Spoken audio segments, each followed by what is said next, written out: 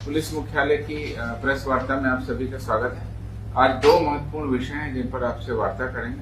सबसे पहले emergency response support system ERSS अर्थात डायल 112 की हाल की उपलब्धियों के बारे में आपको बता दें। 6 जुलाई 2022 को डायल 112 सेवा का प्रारंभ हुआ, जिसको कि माननीय मुख्यमंत्री बिहार के द्वारा इसका लोकार्पण किया। लगातार 112 के वाहनों की लोकेशन कहां पर रहनी चाहिए, किस तरह से उनका रिस्पांस टाइम होना चाहिए, उस पर प्रतिनियुक्त सभी कर्मियों की ट्रेनिंग भी दी गई है और लगातार सॉफ्टवेयर के माध्यम से उनकी ट्रैकिंग भी की जाती है, जिसके फलस्वरूप औसत रिस्पांस टाइम में भी कमी आई है और आम जनता को ज्यादा से ज्यादा लोगों को कम से कम समय में हम लोग सुविधा दे रहे हैं। दिसंबर 2022 में जब पूरी व्यवस्था एक तरह से स्थायी हुई और उसमें जब हम लोगों ने मेजरमेंट किया तो पता चला कि हमारा एक माह में औसत रिस्पांस टाइम था 51 मिनट। एक महीने में जो कॉल दर्ज की गई थी उनकी संख्या थी 26,114 और उसमें से 842 पर हमने डेली इवेंट क्रिएट किया, अर्थात उस पर हमने कार्रवाई की 842 और 51 मिनट हमको समय लगा था औसत। फिर उसके बाद धीरे धीरे हम लोगों ने इसमें सुधार किया, वाहनों की लोकेशन और किस तरह से उसको डिप्लॉय करना, उसके पैटर्न को चेंज किया। तो उसके बाद जुलाई 2023 में ये घट करके हो गया है 21 मिनट 49 सेकेंड और इसमें जो एक माह के एक दिन में जो हमारी पंजीकृत कॉल थी वो 3,558 हो गई और कुल पंजीकृत कॉल एक महीने में हो गई है 1,10,324, यानी कि जुलाई में 3,558 लोगों को एक दिन में औसतन हम लोगों ने इससे मदद पहुंचाई और समय था 21 मिनट। उसके बाद अगस्त सितंबर दोनों महीनों में भी हम लोगों ने लगातार इसको रिस्पांस को सुधारा और अक्टूबर 2023 का आंकड़ा मेरे पास में है। ये रिस्पांस टाइम अब 20 मिनट से भी कम 19 मिनट 1 सेकंड पर हो गया। इसमें पूरे अक्टूबर महीने में 1,03,526 कॉल आई, जिसमें से 3,339 कॉल को हमने मदद पहुंचाई, इवेंट दर्ज की और ये रिस्पांस टाइम अब 20 मिनट से भी कम आ गया।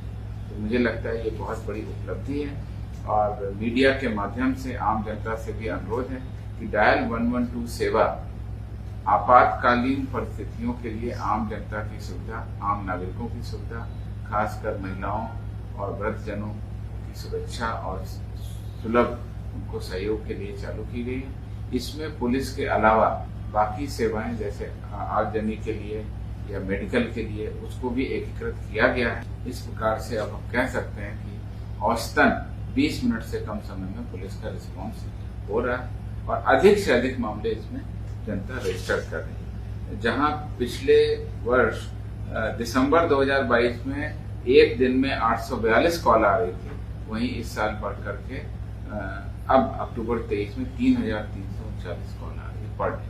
और पहले हम लोग एक महीने में मॉनिटरिंग करते थे, फिर 15 दिन में, साप्ताहिक और अब हम डेली मॉनिटरिंग करते हैं। और डेली मॉनिटरिंग के आधार पर 5 नवंबर 2023 की जो रैंकिंग है रिस्पांस टाइम की, उसके आधार पर टॉप 5 जिले इस प्रकार हैं।